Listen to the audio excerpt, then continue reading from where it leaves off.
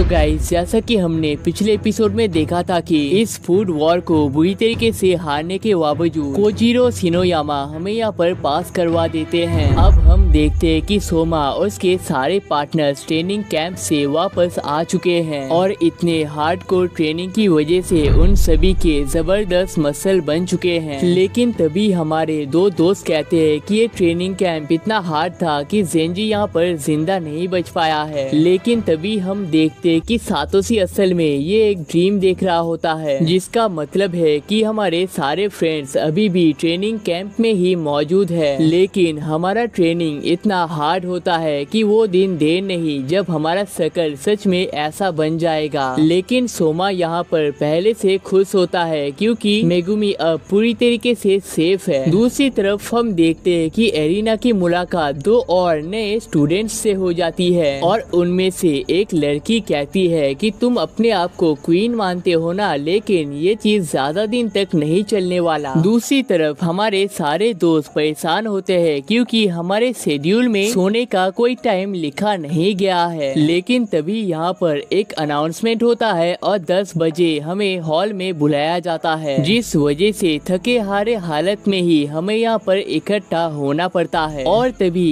इकोमी और टाकुमी हमारे पास पहुँच जाते हैं और कहते हैं कि तुम्हारा दिमाग खराब वराब है क्या, तुम एक ग्रेजुएट को किस तरीके से चैलेंज कर सकते हो। और हमें पता चलता है कि हमारे इस बैटल का न्यूज सारे स्टूडेंट्स को मिल चुका है। और तभी सोमा बताता है कि वो इस मैच को बुरी तरीके से हार चुका है। लेकिन तभी यहाँ पर जिन डोजिमा अनाउंसमेंट स्टार्ट करते हैं, अगले दिन टेस्ट में एक की मदद से हमें सिर्फ एक डिश को बनाना है और ये डिश एक ब्रेकफास्ट होना चाहिए। और कल यहाँ पर कई सारे मेहमान भी आने वाले हैं जिन्हें हमें सर्व करना पड़ेगा और उसका टाइम है सुबह के 6 बजे। लेकिन इसे सुनकर सब लोगों का दिमाग खराब होने लगता है क्योंकि ऑलरेडी इतने सारे टेस्ट के दौरान वो सब लोग बहुत ही थक चुके हैं और सुबह के टेस्ट की वजह से उन्हें यहाँ पर सोने का भी मौका नहीं मिलेगा। और तभी सोमा एरिना के पास पहुँच जाता है और कहता है कि याद है तुमने भी मुझे पहली बार एक से ही एक डिश को बनाने के लिए कहा था। लेकिन एरिना कहती है कि हम उसके दोस्त नहीं है और उसके पास टाइम वेस्ट करने का टाइम नहीं है और यहाँ से जाने लगती है। और तभी टाकुमी भी हमारे पास आकर कहता है कि वो अगले दिन अल्टीमेट अल्डेनी स्टाइल ब्रेकफास्ट को बनाने वाला है जो कि बहुत ही बेहतरीन होगा। जिसके बाद यूकी ज़ेंजी को उठाने लगती है और कहती है कि किसी तरीके से उन्हें इस तूफान को पार करना ही पड़ेगा। जिसके बाद सारे स्टूडेंट सुबह के डिश को प्रिपेयर करने लगते हैं। और तभी एरिना हिसाको से कहती है कि तुम मेरी असिस्टेंट हो तो तुम्हें भी मेरे लेवल का ही कोई खाना बनाना पड़ेगा। और एरिना ने अपने खाने को भी तैयार कर लिया है और उसका मानना है कि ये खाना सोमा का चकना चूर कर देगा। दूसरी तरफ सोमा अलग अलग चीजों को बनाने लगता है और ये सारी चीजें ही उसे बहुत ही पसंद आती है। लेकिन तभी सोमा को अपना बचपन याद आने लगता है जहाँ पर उसके डैड कहते हैं कि युकीहिरा बेस्ट खाने को नहीं बनाता है, युकीहिरा ऐसे खाने को बनाता है जो लोगों के रोते खड़े कर देता है। और तभी हमें क्लिक हो जाता है कि हमें क्या खाना बनाना चाहिए। अब एलिस नाकरी इन सारी चीजों को देख रही होती है और बिना कुछ कहे ही यहाँ से जाने लगती है और जाते वक्त अपने पार्टनर से कहती है कि सोमा ने जिस डिश को चूज किया है इसके साथ वो 100% फेल हो जाएगा। दूसरी तरफ हमारे सारे दोस्त भी यहाँ पर खाने को बनाने लगते हैं और मेगुमी फिर से कंफ्यूज हो जाती है कि उसे क्या खाना बनाना चाहिए। लेकिन तभी उसे हमारी बात याद आ जाती है जब हमने कहा था कि तुम्हें उस खाने को बनाना चाहिए जो तुम्हें खुद पसंद आता है और वो समझ जाती है कि उसे क्या खाना बनाना चाहिए। और दूसरी तरफ एल्डेनी भी अपने सीक्रेट डिश को तैयार कर लेता है। अब अगले दिन सारे बच्चे अपने सामानों को तैयार करने लगते हैं और हम देखते हैं कि एरिना को हमारे पास के ही जगह को दिया गया है और हम एरिना को बता देते हैं कि हम यहाँ पर एक के चिफोले को बनाने वाले हैं क्योंकि उसका टेक्सचर बहुत ही यूनिक होता है। लेकिन एरिना कहती है कि अगर फेल होने के बाद तुम्हारा दिमाग खराब हो जाए तो तुम्हें मेरे खाने को टेस्ट करने को मिलेगा। और तभी यहाँ पर कई सारे लोग अपने बच्चे के साथ यहाँ पर आने लगते हैं हैं और 3 अजीब बुढ़े भी आते हैं जिन्हें ईटरी ग्रुप कहा जाता है। और तभी डोजिमा अनाउंस करते हैं कि यहाँ पर जितने भी लोग मौजूद है वो सभी हमारे इस होटल का गेस्ट हैं और हमें यहाँ पर 2 घंटे का टाइम दिया गया है जिसके अंदर हमें 200 प्लेट्स को सर्व करना पड़ेगा और साथ ही में कुछ शेफ्स को लाया गया है जो चेक करेंगे कि हमारा खाना खाने लायक है भी या नहीं। जिसके बाद हम देखते हैं कि सारे बच्चे अपने खाने को सजाने लगते हैं और तभी मेगुमी के सामने ईटरी ग्रुप पहुंच जाते हैं। अब मेगुमी ने यहाँ पर स्ट्यू को बनाया है और वो लोग कहते हैं कि इससे ज्यादा उन लोगों ने एक्सपेक्ट भी नहीं किया था, लेकिन इसे खाकर उन्हें ये खाना बहुत ही पसंद आता है। और एक आदमी तो अपने बेटे के साथ मेगुमी को शादी करने के लिए कह देता है। अब आल्डेनी के सामने 2 लड़कियां पहुंच जाते हैं और देखते हैं कि यहाँ पर फ्रीटाटा को बनाया गया है, लेकिन उन्हें ये खाना थोड़ा सा नॉर्मल लगता है। लेकिन तभी आल्डेनी चीज, विनेगर और वेजिटेबल्स को इसमें मिक्स करने लगता है, जिस वजह से हमारा इनफ्राटा डिफ्राटाटा तैयार हो जाता है और सभी को ये कॉम्बिनेशन बहुत ही बेहतरीन लगता है। अब इकोमी ने यहाँ पर बुफे लाइन को बनाया है जो कस्टमरों को बहुत ही पसंद आता है और ये फ्लेवर से भरा हुआ होता है। लेकिन तभी यहाँ पर एल्स नाकारी पहुँच जाती है और कहती है कि तुम तो पहले एरिना के लिए काम करते थे ना, लेकिन लगता है कि सोमा से उस मैच को हार जाने के बाद तुम्हें वहाँ से निकाल दिया गया है। लेकिन देखते है कि एलिस के शॉप में कोई भी मौजूद नहीं होता है और उसे एलिस का खाना भी कुछ खास इंटरेस्टिंग नहीं लगता है। अब एरिना ने यहाँ पर एग्स बेनेडिक्ट को बनाया है जो कि किसी ज्वेलरी की तरह चमकने लगता है और इसे खाकर पता चलता है कि योग के साथ इसके मीट को परफेक्टली कुक किया गया है। और तभी पता चलता है कि इसमें मिलेट रोट को भी मिलाया गया है, जिस वजह से ये खाना इस तरीके से साइन करने लगता है जिस तरीके से किसी 5 स्टार रेस्टोरेंट के खाने भी साइन नहीं करते हैं। और सबसे पहले एरिना ही 200 प्लेट्स को कंप्लीट कर लेती है और इन सारे चीजों के बीच में आल्डेनी और मेगुमी सोमा के बारे में याद करने लगते हैं। लेकिन वो देखते हैं कि सोमा ने यहाँ पर सिर्फ 10 प्लेट को ही सर्व किया है।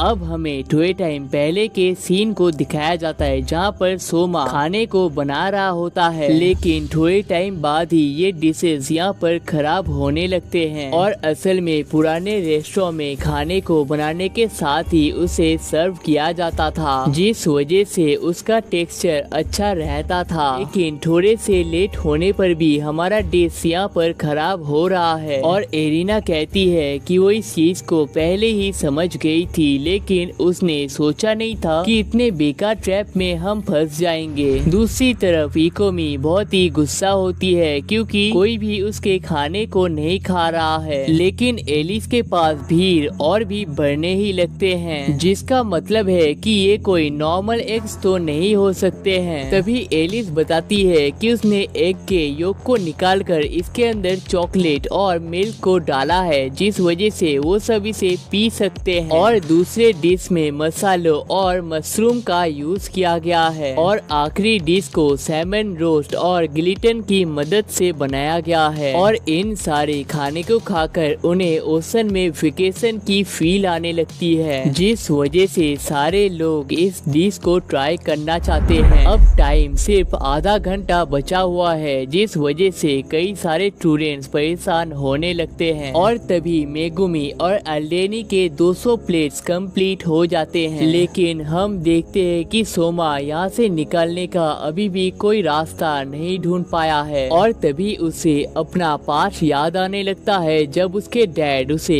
कई सारे काम एक साथ दे देते हैं, जिस वजह से वो समझ नहीं पाता है कि उसे कौन सा काम करना चाहिए। तभी डैड हमारे हाथ पे मार देते हैं और कहते हैं कि अगर तुम्हें कभी ऐसा लगे कि तुम्हें समझ नहीं आ रहा है कि तुम्हें कौन से काम को करना चाहिए, तो तुम्हें पूरे काम को ही फिर से रीस्टार्ट करना चाहिए। अब एरिना नोटिस करती है कि सोमा पूरी तरीके से ब्लैंक हो चुका है, लेकिन असल में हम अपने मन में कैलकुलेशन कर रहे होते हैं। हमें पता है कि ये टास्क आसान नहीं होने वाला है, लेकिन किसी तरीके से हमें इसे कंप्लीट करना ही पड़ेगा। दूसरी तरफ डोजिमा भी बहुत ही परेशान होते हैं हैं और सोचते हैं कि सोमा के लिए ये टास्क बहुत ही टफ होने वाला है। तभी सोमा एक बच्ची को अपने पास बुलाकर उसके लिए खाने को बनाने लगता है और इस लड़की को ये खाना किसी मैजिक की तरह लगता है। जिसके बाद एक एक कर कई सारे लोग यहाँ पर आने लगते हैं और फ्लफी होने के कारण उन्हें ये खाना बहुत ही पसंद आता है। दूसरी तरफ एलिस के सारे खाने यहाँ पर खत्म हो चुके हैं और कहती है कि उसे पता नहीं था कि उसका सारा खाना यहाँ पर खत्म हो जाएगा। अब एलिस ने सारे 300 प्लेट्स को कंप्लीट किया है और वो इकोमी को जल्दी से करने के लिए कहती है और अब एलिस के पार्टनर रियो ने भी 200 प्लेट्स को कंप्लीट कर लिया है। अब हमारे खाने को बनाने के लिए ज्यादा टाइम नहीं बचा है, जिस वजह से खाने को ऑलरेडी तैयार होने के साथ क्रीम को भी तैयार करने लगते हैं। अब इसके लिए ढेर सारे एग्स की भी जरूरत है जो कि हम करने लगते हैं और कुक होने के साथ ही हम इसे प्लेट्स में सर्व करने लगते हैं और आखिर में सॉस और गार्निश को मिलाकर हमारा खाना तैयार है। और डोजिमा देखते हैं कि टाइम के साथ मानो हमारा स्पीड यहाँ पर बढ़ने ही लगता है और इस टेक्निक को 5 स्टार होटल में लाइव सर्विंग नाम से जाना जाता है, जिससे खाने का इंटरेस्ट और भी बढ़ने लगता है। अब सोमा असल में सिर्फ खाने को नहीं बना रहा, वो एक शो को भी परफॉर्म कर रहा है, जिस वजह से उसके कस्टमरों को ये खाना और भी टेस्टी लगने लगता है। अब हमारे सारे दोस्तों के टास्क एक एक करके खत्म होने लगता है और सोमा और भी परेशान हो जाता है क्योंकि यहाँ पर सिर्फ 5 मिनट का ही टाइम बचा हुआ है। लेकिन इस खतरनाक सिचुएशन के बावजूद सोमा 200 प्लेट्स के टारगेट को कंप्लीट कर लेता है। अब इन सारे चीजों को देख सारे जजेस भी इम्प्रेस होने लगते हैं क्योंकि सोमा ने सिर्फ 200 प्लेट्स को कंप्लीट नहीं किया है बल्कि उसने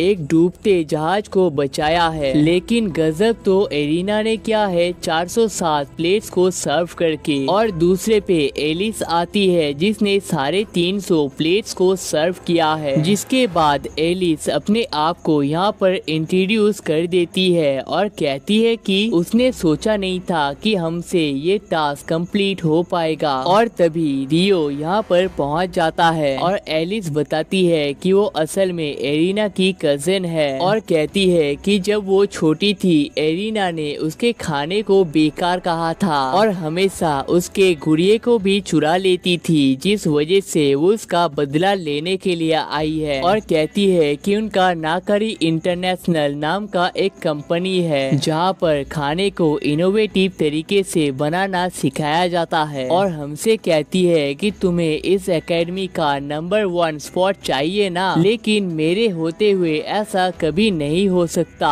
तभी एक अनाउंसमेंट होता है कि 4 घंटे के अंदर उनका अगला टेस्ट स्टार्ट होने वाला है, जिस वजह से उन्हें तैयारी करने के लिए कहा जाता है। जिस वजह से मर्जी ना होने के बावजूद सारे स्टूडेंट अगले टेस्ट की तैयारी करने लगते हैं। अब वो सब लोग बहुत ही परेशान होते हैं और सोचते हैं कि फिर से उन्हें कोई सीक्रेट टेस्ट दिया जाएगा। तभी डोजिमा कहते हैं कि इस कैंप में जितने भी स्टूडेंट्स आए थे उनमें से साढ़े 300 स्टूडेंट्स को फेल किया गया है और ये कैंप सिर्फ इस चीज को सिखाने के लिए था कि रियल वर्ल्ड के कुकिंग में उन्हें कितने सारे चीजों को फेस करना पड़ सकता है। हमारे साथ कुछ भी गलत हो सकता है, किसी भी चीज की हमें कमी पड़ सकती है और ऐसा भी हो सकता है कि बिना किसी रेस्ट के हमें लगातार काम दिया जाए। लेकिन अब टाइम आता है हमारे फाइनल टेस्ट को स्टार्ट करने का और इस लेवल में हमें ग्रेजुएट्स के हाथों के खाने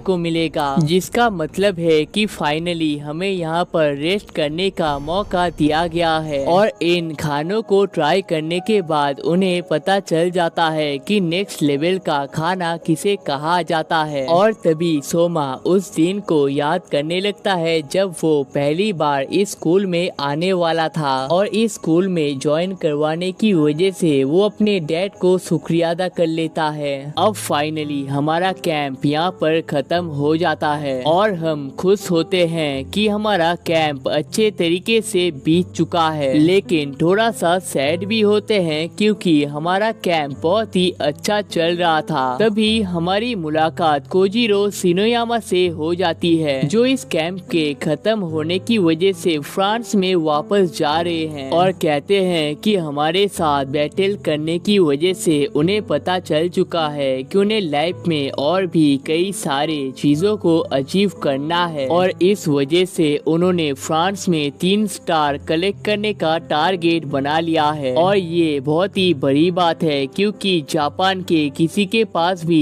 1 स्टार मौजूद नहीं है। और तभी बाकी शेफ्स भी आकर हमें अपने साथ जाने के लिए कहते हैं और डोजिमा कहते हैं कि दुनिया में हाई क्वालिटी शेफ्स को ढूंढना बहुत ही मुश्किल होता है, जिस वजह से ग्रेजुएट्स को यहाँ पर बुलाया जाता है ताकि वो अपने असिस्टेंट को चुन सके। और तभी इस रिजॉर्ट से हमें काम करने का ऑफर मिलता है, लेकिन हम इस तरीके से डैड के काम को नहीं छोड़ सकते। जिसके बाद हम सारे दोस्त एक एक करके इस रिजॉर्ट से बाहर जाने लगते हैं, लेकिन हमें जाता देख डोजिमा को अपने दोस्त की याद आने लगती है। दूसरी तरफ एरिना अपने पार्टनर से कहती है कि वो अपने रूम में कुछ चीजों को भूल चुकी है, जिसे लेने के लिए उसे वापस जाना पड़ेगा। और सोमा को भी याद आता है कि वो अपने रूम में हैंड टॉवल को भूल चुका है, जिसे लेने के लिए वो जाने लगता है। लेकिन वापस आकर इतने सारे बस होने की वजह से हम गलत बस में घुस जाते हैं, लेकिन बस के सभी लोग हमारी तारीफ करने लगते हैं और कहते हैं कि हमने बहुत ही डिलीशियस फूड को बनाया था। लेकिन हम यहाँ पर माफी भी मांग लेते हैं क्योंकि खाने को बनाने के दौरान हमने कई सारे सामानों को वेस्ट किया था। लेकिन इसके बाद हमें अपना बस नहीं मिलता है और हम देखते हैं कि एरिना भी यहाँ पर मौजूद होती है। तभी हमें पता चलता है कि एरिना के लिए एक कार का बंदोबस्त किया गया है, जिस वजह से हमें भी उसके साथ जाने का मौका मिल जाता है। तभी सोमा कहता है, तुमने तो कहा था कि मुझे यहाँ पर पास करने का मौका नहीं मिलेगा, लेकिन देखो पूरे कैंप को मैंने कैसे पार कर लिया। जिस पर एरिना कहती है कि तुमने इस ट्रेनिंग कैंप को पार तो कर लिया है, लेकिन फॉल सिलेक्शन में तुम्हें सिलेक्ट नहीं किया जाएगा क्योंकि वहाँ पर सिर्फ टॉप के लोग ही ज्वाइन कर पाते हैं। तभी हमें पता चलता है कि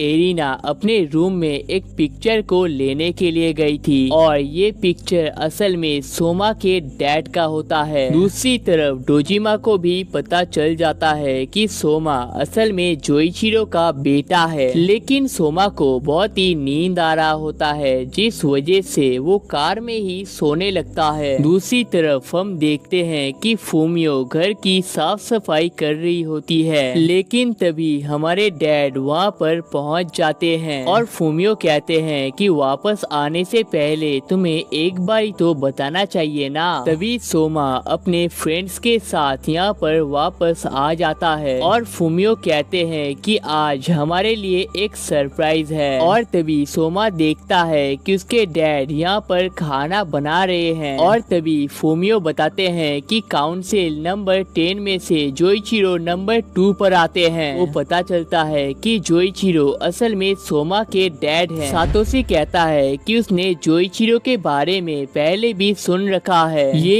एक ऐसा लेजेंड है जो अलग अलग कंट्रीज में जाके उनके टेक्निक्स को एक्वायर करता है, लेकिन ये बातें इतने हार्ड होते हैं कि सोमा इन सारी बातों को प्रोसेस कर रहा होता है। तभी सोमा को याद आता है कि बचपन में उसने अपने डैड के साथ कई सारे शेफ्स के पिक्चर को देखा था और उनके घर में अलग अलग लैंग्वेजेस से कॉल भी आते थे, लेकिन सोमा को ये चीज बहुत ही नॉर्मल लगता था। जिसके बाद हमारा खाना यहाँ पर तैयार हो जाता है और इस खाने को खाने के बाद ऐसा लगता है कि मानो इजिप्ट के पिरामिड्स में हम घूमने के लिए आए हैं। और जोइचिरो कहते हैं कि उन्होंने हारिसा सॉस को इसमें मिलाया है, जिस वजह से ये इतना अच्छा टेस्ट कर रहा है। अब ये सारे खाने ही सभी को बहुत पसंद आते हैं और यहाँ पर कई सारे यूनिक्स खाने मौजूद होते हैं, लेकिन जेंजी एक ऐसे खाने को खाता है जो उसे बहुत ही वाहियात लगता है और हमें पता चलता है कि असल में सोमा के डैड का एक्सपेरिमेंट का खाना था। जिसके बाद हमें डोजिमा और जोइचिरो के एक साथ के पिक्चर्स को दिखाया जाता है और हमें पता चलता है कि ये दोनों बहुत अच्छे दोस्त हुआ करते थे और पता चलता है कि जिन डोजिमा और जोइचिरो सोबा कई सारे बैटल्स को लड़ने के लिए जाते थे और वहाँ के फंड्स को कलेक्ट करके इस एकेडमी को अपग्रेड करने में लगाया जाता था, जिस वजह से डोजिमा को नंबर 1 और जोइचिरो को नंबर 2 काउंसिल बनाया गया था। और पता चलता है कि जिस खेत में हम लोग सब्जियों को उगाते हैं उस खेत को जोइचिरो और डोजिमा ने ही बनाया था, लेकिन किसी रीजन के चलते जोइचिरो को इस एकेडमी का ग्रेजुएशन नहीं मिल पाया था। अब रात होने के बाद डैड हमें बताने लगते हैं कि जब वो यहाँ पर मौजूद थे तब वो कौन कौन से कांड किया करते थे और जब उन्हें पता चलता है कि 303 नंबर के रूम को हमें दिया गया है, वो कहते हैं कि खाना बनाने के दौरान उन्होंने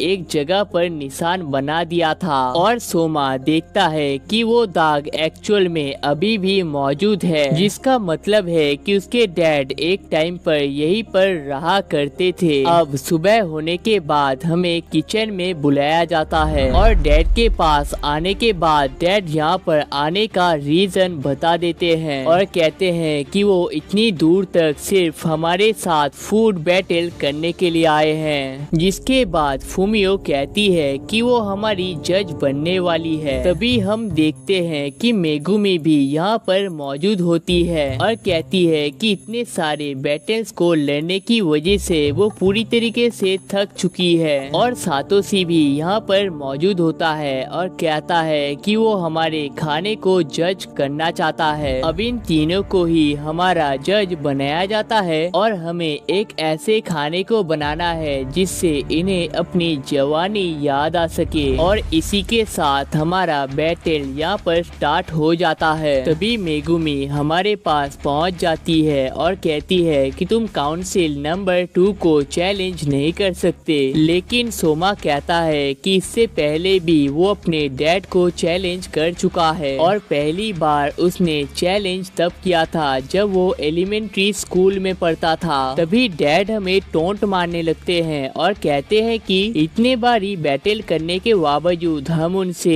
एक भी बार जीत नहीं पाए हैं। तभी फुमियो को वो टाइम याद आता है जब जोइचिरो उनके पास आकर कहते हैं कि वो अपने बेटे को चैलेंज करने वाले हैं, लेकिन किसी भी कीमत पर वो अपने बेटे को जीतने नहीं देने वाले हैं। तभी वो सब लोग देखते हैं कि सोमा अपने खाने में एप्पल को यूज करने लगता है और इतने में हमें पता चल जाता है कि सोमा किसी को भी चैलेंज करने से पहले दूसरी बार सोचता क्यों नहीं है, क्योंकि इतने बड़े मास्टर से उसने ऑलरेडी ट्रेनिंग ले रखा है। लेकिन फिर भी वो सब लोग कंफ्यूज होते हैं कि सोमा यहाँ पर कौन से डिश को बनाने वाला है और तभी पता चलता है कि सोमा ने एप्पल रोजोटो को बनाया है। अब इसका स्मेल उन्हें बहुत ही पसंद आता है और इसके स्मेल से ही वो लोग इसके टेस्ट का अंदाजा लगा सकते हैं। और ये एप्पल क्रंची होने के साथ साथ बहुत स्वीट भी है और उन्हें ऐसा लगता है कि जंगलों के बीच में एक प्रिंसेस आकर उन्हें किस करके उठाने लगते हैं, बिल्कुल किसी फेरी टेल की तरह। और वो लोग इसमें ब्लैक पेपर को भी मिलाने लगते हैं और इसे मिलाकर ऐसा लगता है कि जैसे मानो वो दोनों एक कपल बन चुके हैं। लेकिन वो लोग शॉक होते हैं कि इसका फ्लेवर इतने अच्छे से मिक्स कैसे हुआ है। सोमा कहता है कि इस खाने को बनाने से पहले ही उसने एप्पल जूस को मिला दिया था। बाद में एप्पल्स को काट कर मिलाने की वजह से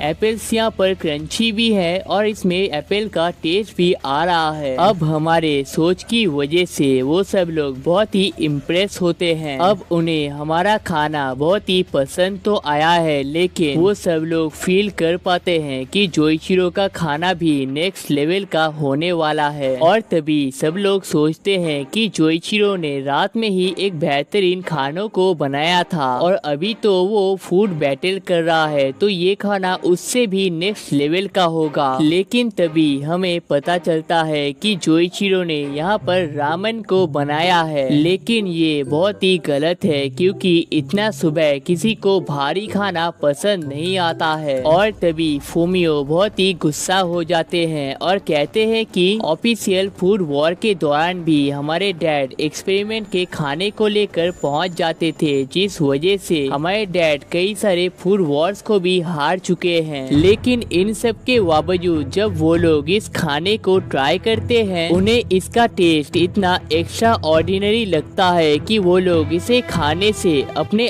आप को रोक ही नहीं पाते हैं। और ये खाना जूसी होने के साथ हर एक पार्ट को अलग तरीके से बेक किया गया है और इसके मसालों की वजह से उन्हें यहाँ पर पसीना भी आने लगता है। और डैड कहते हैं कि इस पसीने को लाने के लिए उन्होंने इमो रीड को मिलाया था। तभी हम देखते हैं कि हमारे खाने में रोबस्ट मौजूद होता है, जिसे बनाना और सोयाबीन को मिलाकर इंडोनेशिया में बनाया जाता है। और इस चीज को वो लोग खाते हैं जो वेजिटेरियंस है। और एक टेम्पल में रहने के दौरान जोइचिरो ने इस चीज को एक्सप्लोर किया था। तभी जोइचिरो कहते हैं कि नॉर्मल रामेन तो कोई भी बना लेता है, लेकिन बिना मीट के यूज किए एक टेस्टी रामेन को बनाना उसके लिए एक असली चैलेंज था। जिसके बाद उन सभी का खाना यहाँ पर खत्म हो जाता है और यहाँ पर 2 बॉल्स मौजूद है और उन्हें जिनका भी खाना पसंद आया है उनके बॉल को उन्हें आगे कर देना है। और इस बैटल को बहुत ही आसानी के साथ जोइचिरो जीत जाते हैं। अब ऐसा नहीं है कि सोमा का खाना बेकार है, बल्कि उसका खाना बस उसके डैड के खाने के सामने फीका पड़ जाता है। तभी डैड कहते हैं कि हम उनके सामने हार जाते हैं, ये बहुत ही नॉर्मल बात है। लेकिन अगर हम किसी और के सामने हार जाते हैं तो वो युकिहिरा के इज्जत का सवाल आ जाता है। जिसके बाद वो दोनों इस बैटल को हारने के डिटेल्स को पेपर में लिखने लगते हैं। तभी सोमा कहता है कि इतने दिनों तक वो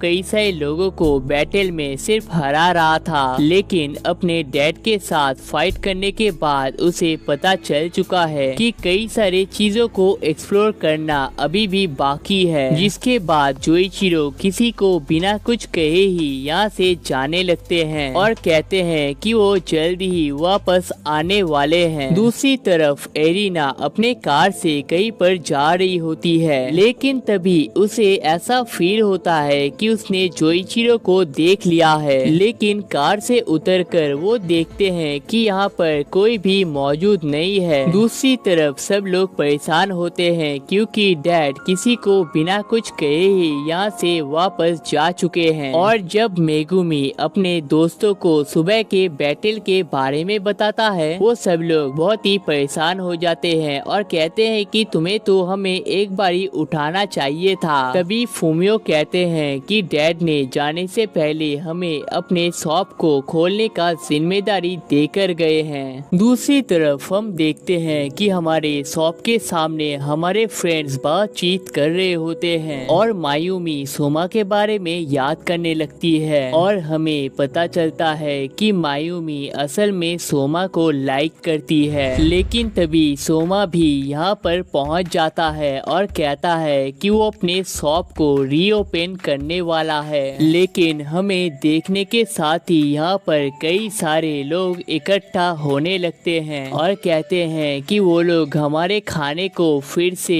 ट्राई करना चाहते हैं, जिस वजह से फिर से हम अपने शॉप को चलाने लगते हैं। तभी मायूमी को वो टाइम याद आता है जब उसने सोमा के खाने को ट्राई किया था और सोमा के साथ मिलने का ये उसका पहला मौका था। तभी हम नोटिस करते हैं कि मिस टोमिटा यहाँ पर बहुत ही सैड होते हैं और कहते हैं कि हमारे पास ही के स्टेशन डिस्ट्रिक्ट को रेनोवेट करके रीओपन किया गया है, जिस वजह से यहाँ के सारे दुकानों के सेल्स खत्म हो चुके हैं। तभी हमारे फ्रेंड्स कहते हैं कि वहाँ पर स्पेशल फ्राइड चिकन पाए जाते हैं, जिस वजह से वो जगह इतना पॉपुलर है। और टोमेटो कहते हैं कि उन फ्राइड चिकन की वजह से कोई भी वर्कर या फिर स्टूडेंट इस जगह के पास से भी नहीं जाता है, जिस वजह से 1 महीने से उनकी कोई भी बिक्री नहीं हुई है। अब सोमा ने अपना पूरा बचपन इसी डिस्ट्रिक्ट में बिताया है, जिस वजह से वो इसे डूबने नहीं दे सकता और कहता है कि इस डिस्ट्रिक्ट को बचाने के लिए वो एक ऐसे फ्राइड चिकन को बनाएगा जिसे खाकर ऑडियंस को मजा ही ही आ जाएगा। अब मायूमी भी यहाँ पर हमारे साथ काम करना चाहती है, जिस वजह से कगा ने कहती है कि हमें यहाँ पर एक फूड टेस्टर भी चाहिए होगा, जिसका काम मायूमी बहुत अच्छे से कर लेती है। जिसके बाद कगा ने और मायूमी घर जाने लगते हैं और कगा ने कहती है कि सोमा को पटाने का ये तुम्हारे पास बेस्ट मौका है, तो तुम्हें इसे वेस्ट नहीं करना है। दूसरी तरफ सोमा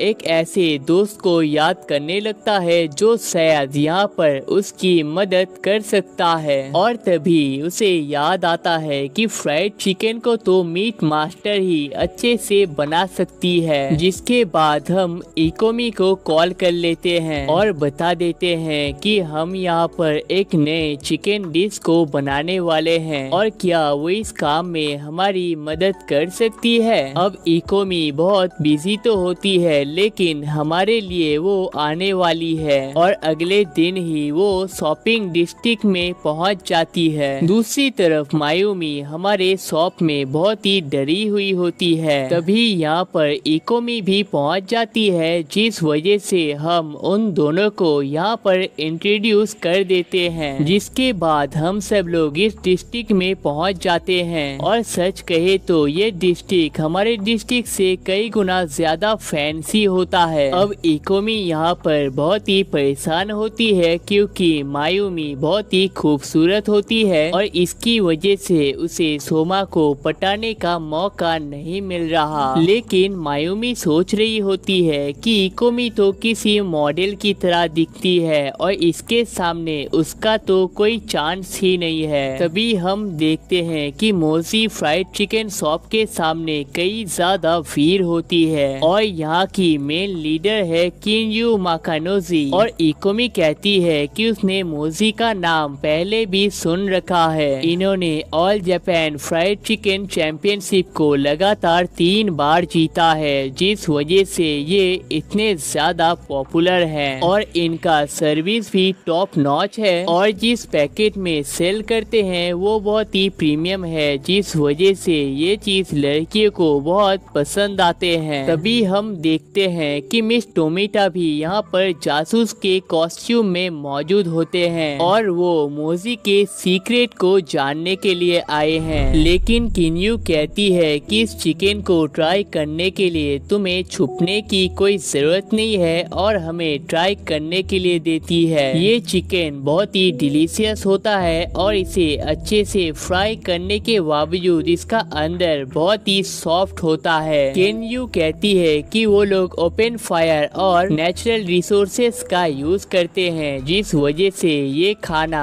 इतना टेस्टी है, और कहते हैं कि तुम लोग कितनी भी कोशिश क्यों ना कर लो, तुम्हारा डिस्ट्रिक्ट कभी भी इतना अच्छा चिकन नहीं बना सकता है। लेकिन सोमा कहता है कि ऐसा तो नहीं, लेकिन इससे भी बेटर फ्राइड चिकन को हम बनाने वाले हैं। जिसके बाद टाइम आती है एक्सपेरिमेंट को स्टार्ट करने की। हम जिंजर और अलग अलग फ्रूट्स को मिक्स करने के बाद चिकन को छोटे पीसेस में काट के मैरिनेट करने के लिए देते हैं और फाइनली पोटैटो स्टार्च को मिलाकर फ्राई कर लेते हैं। लेकिन इसे खाकर पता चल जाता है कि मोजी अपने चिकन को मैरिनेट करने के लिए इससे भी ज्यादा मसालों का यूज करते हैं। लेकिन मायूमी को ये चिकन बहुत ही बढ़िया लगते हैं। तभी इकोमी कहती है कि अगर हम A5 मीट को यूज करते हैं तो मोजी हमारे सामने टिक नहीं पाएंगे, और इकोमी कैलकुलेट करके कहती है कि 100 ग्राम मीट के लिए हमें 2500 येन देने पड़ेंगे। लेकिन सच कहे तो इसे खरीदने का हमारे पास औकात नहीं है। जिसके बाद हम और भी डिशेस को बनाने लगते हैं, लेकिन ये उतना स्पेशल नहीं होता है। तभी मायूमी कहती है कि अगर हम उन्हें बीट करने की जगह एक ऐसे डिश को बना दे जिसे वो बना ही नहीं सकते हैं, तो शायद हम यहाँ पर जीत सकते हैं। तभी हम नोटिस करते हैं कि हमारे शॉप के पास से कई सारे स्टूडेंट्स जाने लगते हैं, जिस वजह से हम एक ऐसे डिश को बनाने का प्लान करते हैं जो बच्चों को ज्यादा पसंद आ सके। दूसरी तरफ हम देखते हैं कि किन्यू फोन में किसी के साथ बात कर रही होती है और कहती है कि स्टेशन की लोकेशन की वजह से कस्टमर कस्टमर भर भर के आ रहे हैं और बिजनेस भी अपने टॉप के लेवल पर जा चुका है। लेकिन वो आदमी कहता है कि अगर कोई भी प्रॉब्लम आता है तो हमें नोटिस कर देना, वरना ये बिजनेस जल्दी ही डूब जाएगा। लेकिन इन सारे बातों को सुनकर केन्यू बहुत ही गुस्सा होती है। लेकिन तभी हम देखते हैं कि इस आदमी के पास एरिना नाकारी और सातोशी इचकी भी मौजूद होता है, जिसका मतलब है कि ये बंदा भी काउंसिल टॉप 10 का ही हिस्सा है। तो गाइस, इसे जानने के बाद अब क्या सोमा का टीम केन्यू के शॉप का सामना कर पाएगा? अब हमें पता चलता है कि फ्राइड चिकन को खाने का बेस्ट तरीका होता है कि उसे बनने के साथ ही खा लिया जाए और हमारा फूड डिस्ट्रिक्ट इसी रूल को फॉलो करते हैं। लेकिन स्टेशनरी डिस्ट्रिक्ट में इस चीज को फॉलो नहीं किया जा सकता, जिस वजह से उन लोगों ने इस यूनिक पैकेज को निकाला है जिसमें खाना बहुत देर तक गर्म रहता है और हमारे शॉप के सामने से तो भूखे बच्चे और ट्रेवलर्स जाने लगते हैं। तो अगर हम इंस्टेंट खाने को बना कर देते हैं तो ये हमारे लिए एक प्लस पॉइंट बन सकता है। और हमारे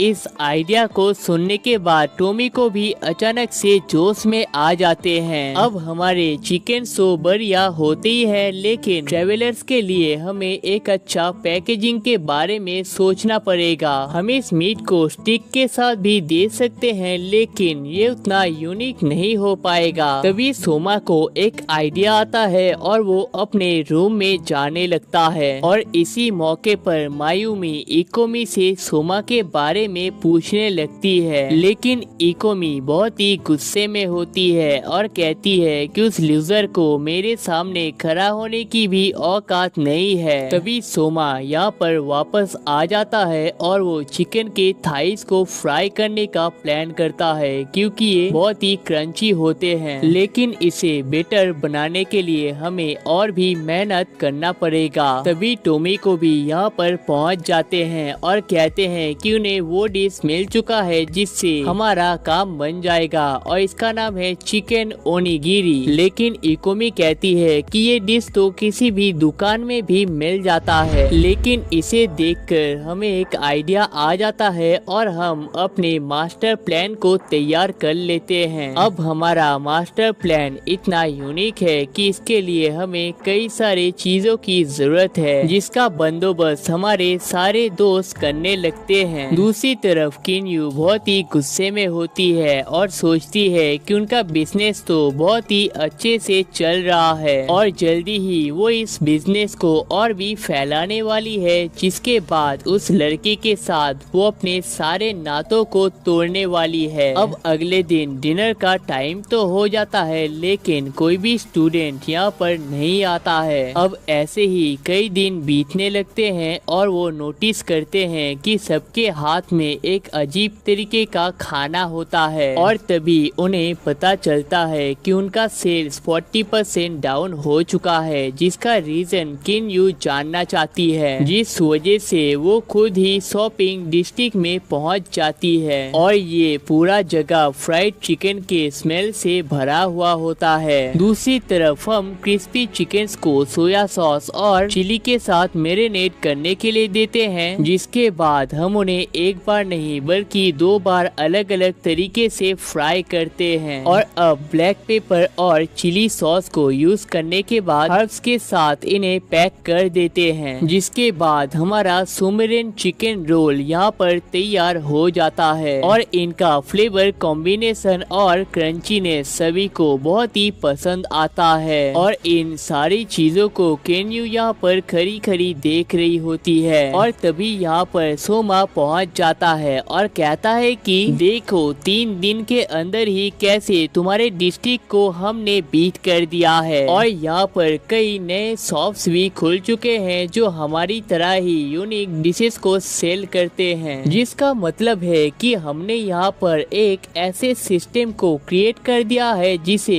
केन्यू का सिस्टम कभी भी कॉपी नहीं कर सकता है। जिसके बाद हम अपने फ्राइड चिकन को भी केन्यू को ट्राई करने के लिए देते हैं। अब हमारे खाने का टेस्ट बेंगचो नाम के एक खाने के डिश की तरह होता है, जो कि फ्लेवर्स को ट्रैप कर करके रखता है और बहुत हार्डवर्क करने के बाद ये खाना एकदम बेस्ट ऑप्शन है जिसे खाने से कोई भी अपने आप को रोक नहीं सकता है। और किसी हारते हुए मैच में आखिरी बॉल पे 6 मारने का जो मजा आता है इसे खाकर भी वही सेम मजा आने लगता है। अब इस डिस्ट्रिक्ट में हमारा आखिरी दिन है और मायूमी ने इस पूरे सफर की दौरान हमारी बहुत ही मदद की है, जिस वजह से इस शॉप का जिम्मेदारी हम मियोमी को दे देते हैं और हम मायूमी पर भरोसा कर सकते हैं क्योंकि बचपन से ही मायूमी हर एक काम को बहुत ही जिम्मेदारी के साथ करती है, जिस वजह से मायूमी भी फाइनली इस ऑफर को एक्सेप्ट कर लेती है। जिसके बाद हमारा शॉपिंग डिस्ट्रिक्ट कितना पॉपुलर बन जाता है कि न्यूज में भी इसे कवर किया जाता है, लेकिन इसे देखकर वो काउंसिल मेंबर बहुत ही गुस्सा हो जाते हैं, जिस वजह से एकेडमी में आने के साथ ही हमें काउंसिल में बुलाया जाता है और वो मेंबर कहते हैं कि मिडिल स्कूल में रहने के दौरान ही उन्होंने कई सारे बिजनेसेस को ग्रो करने में मदद की है, लेकिन 500 कंपनीज में पहली बार कोई कंपनी फेल हुआ है और उन्हें पता चला है कि इस काम के पीछे हमारा हाथ है, जिस वजह से वो हमें अपने साथ जुड़ने के लिए कहते हैं। लेकिन सोमा कहता है कि उनका खुद का एक शॉप है जिसे वो आगे ले जाना चाहते हैं। तभी इत्सुया एजेंट कहते हैं कि वो काउंसिल नंबर 9 है जिसे द एल्केमिस्ट के नाम से जाना जाता है और कहते हैं कि फॉल सिलेक्शन में हमारा भी सिलेक्शन हो चुका है, लेकिन ये सिलेक्शन बिल्कुल भी आसान नहीं होने वाला है। और गाइस इसी के साथ इस सीरीज का पार्ट 2 भी यहाँ पर खत्म हो जाता है और इसके अगले पार्ट में हमारा फॉल सिलेक्शन स्टार्ट होने वाला है, जहाँ पर हमारे सारे फ्रेंड्स भी पार्टिसिपेट करने वाले हैं और इस सिलेक्शन के दौरान ही हमें अपने दोस्तों के हिडन टैलेंट्स पता चलने वाले हैं और साथ ही में एक ऐसे स्टूडेंट को भी देखने वाले हैं जो कि सोमा को भी बीट करने का दम रखता है, लेकिन उसे देखने के लिए 5000 लाइक्स का एम है जिसे आपको कंप्लीट करना पड़ेगा और इसके कमेंट सेक्शन में भी पार्ट 3 भर भर के लिखना पड़ेगा। लेकिन तब तक अगर आप एक और मजेदार कुकिंग के सीरीज को देखना चाहते हो तो आप इस वाले वीडियो को देख सकते हो, जिसे देखकर गारंटी है कि आपको मजा आ जाएगा।